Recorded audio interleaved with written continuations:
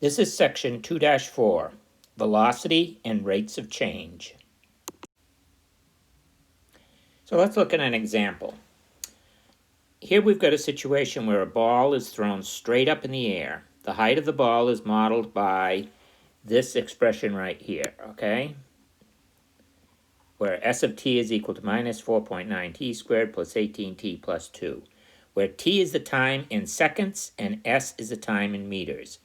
And let's look at the graphs of each of these, of position, velocity, and acceleration. So if we start off with the graph of position, so that's basically just taking this equation right here and graphing it. It's obviously a parabola, opening down because of the minus, and we're going to graph it from t equals 0 to t equals 4, and the graph is going to look something like this on the left. Well, now we're going to look at velocity or speed. If we take the derivative of this expression here, we'll get s prime of t, which is actually the velocity. So if I take the derivative of this expression up here, it becomes minus 9.8 t plus 18, which obviously is a straight line, and it looks just like this. So, and as you can see, the velocity is decreasing, and then it's increasing in a negative direction. And that sort of makes sense. Think about it.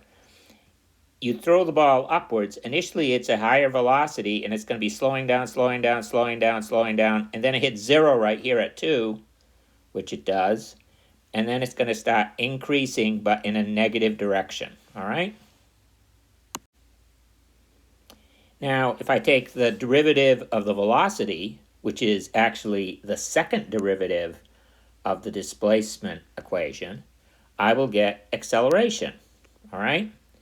And if I take the derivative of the velocity is right here, the derivative is simply going to become minus 9.8. So that is simply a horizontal line from time 0 to time 4. And if you think back to physics, what is affecting this in terms of acceleration when you throw the ball upwards on the earth? It's the acceleration due to gravity. That's going to be pulling it back, and that is this, what is represented here. So we have our first drawing here, which shows position, which is a parabola.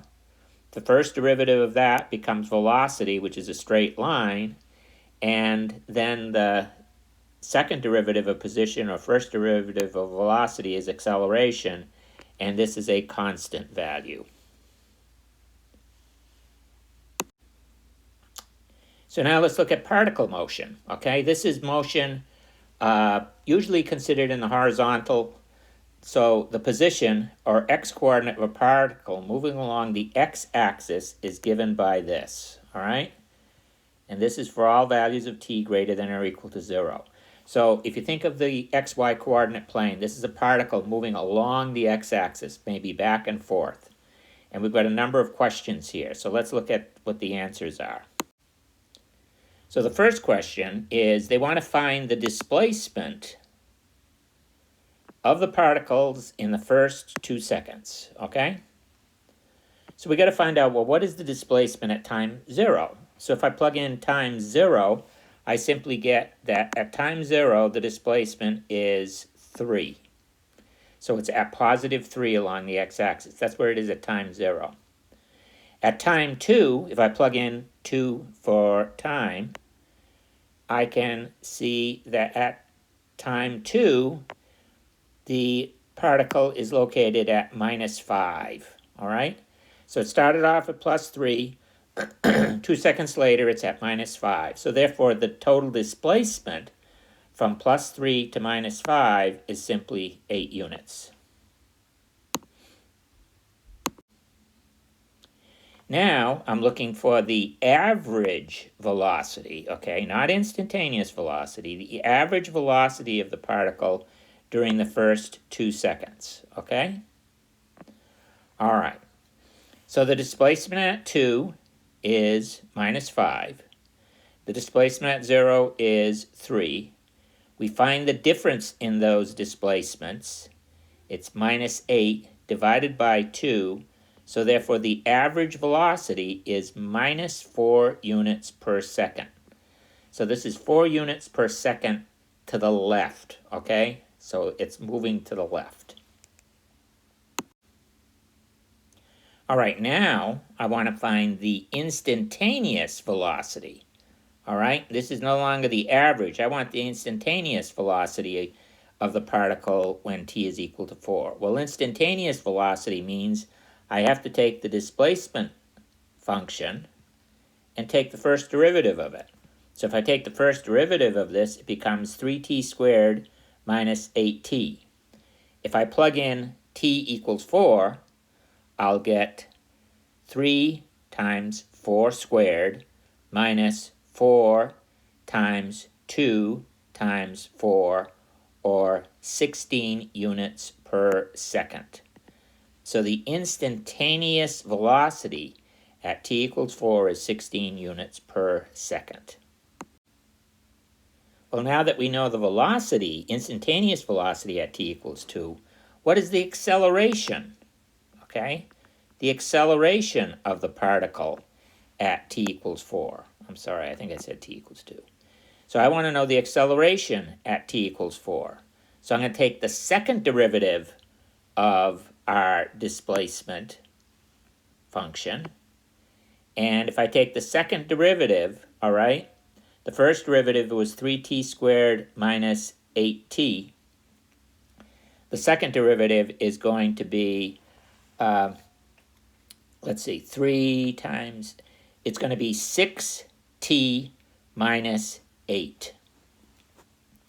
So if I plug in t equals 4, 6t, t is 4, 6 times 4 is 24, minus 8, and it just so happens the acceleration is 16 units per second, sometimes referred to as 16 units per second squared, okay?